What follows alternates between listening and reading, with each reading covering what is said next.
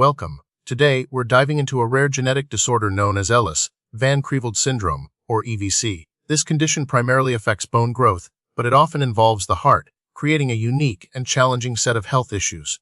We'll explore its causes, effects, and how it's managed, offering a comprehensive overview of this complex syndrome. Ellis-van Creveld syndrome is caused by mutations in genes involved in the development and function of cilia. Cilia are tiny, hair-like structures present on many cells, and they play crucial roles in signaling pathways important for skeletal and organ development. Specifically, mutations in the EVC or EVC2 genes are most commonly implicated. These mutations are typically inherited in an autosomal recessive pattern, meaning an individual must inherit two copies of the mutated gene, one from each parent to develop the syndrome. The gene mutations associated with EVC disrupt normal bone and cartilage development, leading to skeletal abnormalities. One of the hallmarks of EVC is polydactyly, the presence of extra fingers or toes.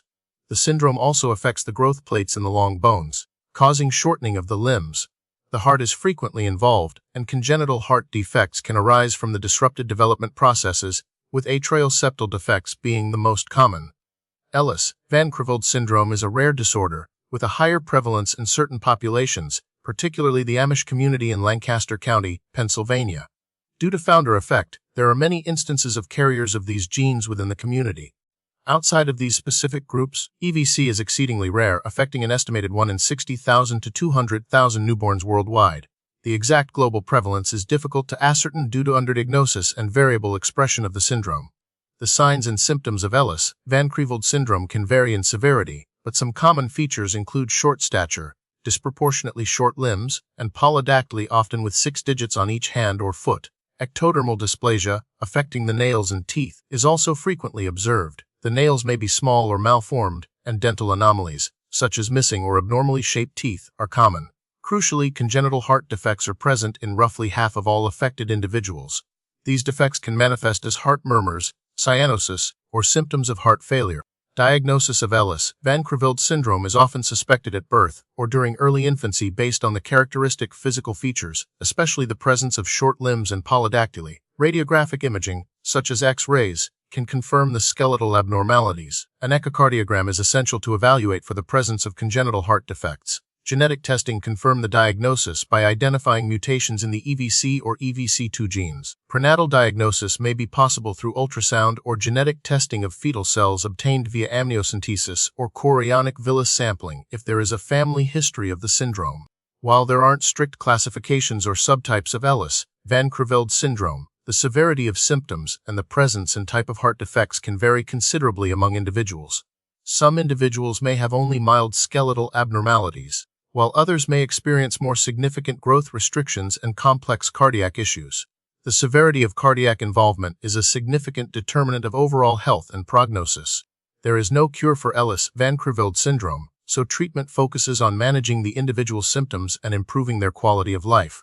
Orthopedic interventions, such as surgery to remove extra digits or correct limb deformities, may be necessary. Dental care is important to address dental anomalies.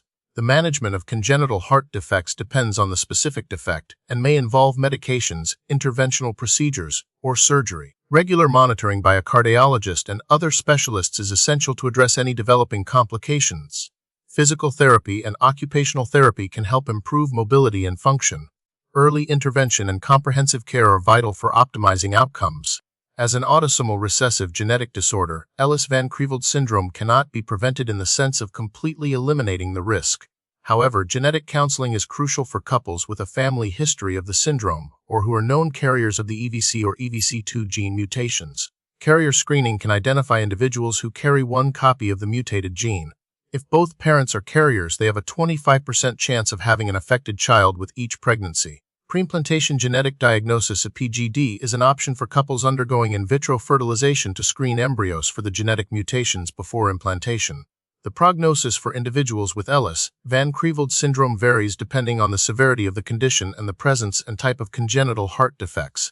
Individuals with severe heart defects may have a shorter life expectancy. However, with advances in medical and surgical management, many individuals with EVC can live long and fulfilling lives.